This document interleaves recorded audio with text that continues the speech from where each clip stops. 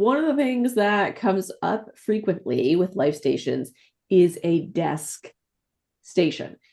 We don't dislike the idea of the desk station, but one of the challenges that we run into is that it needs to be actionable, and sometimes people aren't sure how to make it actionable. The other challenge we run into, and that's going to keep coming up, and it's going to change as time goes on, is do we want typewriters and rotary phones at our desks? Here's the problem. As the population of people living with cognitive impairments is younger people coming in, but also as generations change, right? We're going to have less and less people who are familiar with typewriters and rotary phones than years ago. So what do we do? Do we get a computer out there? Do we get, just a cordless phone at some point? So I have here with me, of course, Natalie, my operations manager, and Pam, who is my client success manager and also my mom, to talk about this. Thoughts? Okay, well, as a younger end of the boomer cycle, I grew up with a rotary phone, and in high school, we had typing class, so we had typewriters. So at the beginning of my career uh, in business, we had typewriters, then we went to word processors, and then we went to personal computers. So, if you're at the early stage, well, anywhere in the boomer range, I guess, you started off with the typewriter and rotary phone, and you ended up now with computers and cell phones. So it depends on, where people think they are. Right. So So it's kind of hard to say, like, oh, it we want is. this. But then your other point when we were talking about this with one of the client buildings was if you have a typewriter, you can't just put the typewriter there. Right. It would have to be something you could put paper in, and someone could actually type. If they have that muscle memory of typing, they could type and maybe, I don't know, write something to themselves, write a note to themselves that way.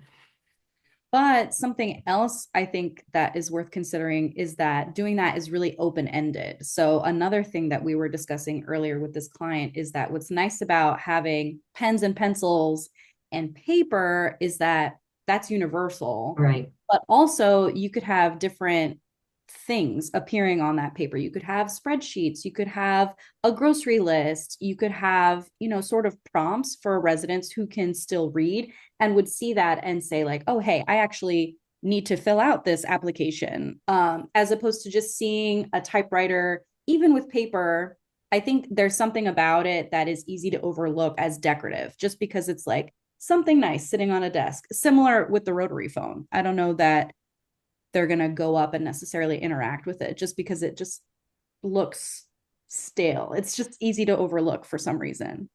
And we were at a community recently, Nat, right, where people there was a rotary phone, but they had it attached to the desk, which Screwed was into silly. the desk, Yeah, which was two silly. phones and a globe. And they were like, well, the residents walk away with it. And it's, yeah, that's the point. The point is for them to engage with it. But this is something just to keep in mind, as your residents change and evolve, and you have people who were in the younger side of the boomers coming in, to consider these things, the generational changes. And even with the music that you play in the community, your big band stuff is no longer going to be something that people are listening to unless they're in their 90s. And when you have people who are aged like 60 to 90 in your community, that's a massive age gap of life life history and what happened socially, during those 30 years. So keeping that in mind as you're planning your programming and looking at your life stations to make sure, one, they're actionable, and two, do they make sense for the people who currently live in your building? Do you want to get instead a computer that doesn't connect to the internet, for example, as an option? Yeah, phone with buttons. A Right. phone with buttons, not the Yeah. rotary phone. It all boils down to knowing your residents. You know your residents best, so you know how to do what's best for them.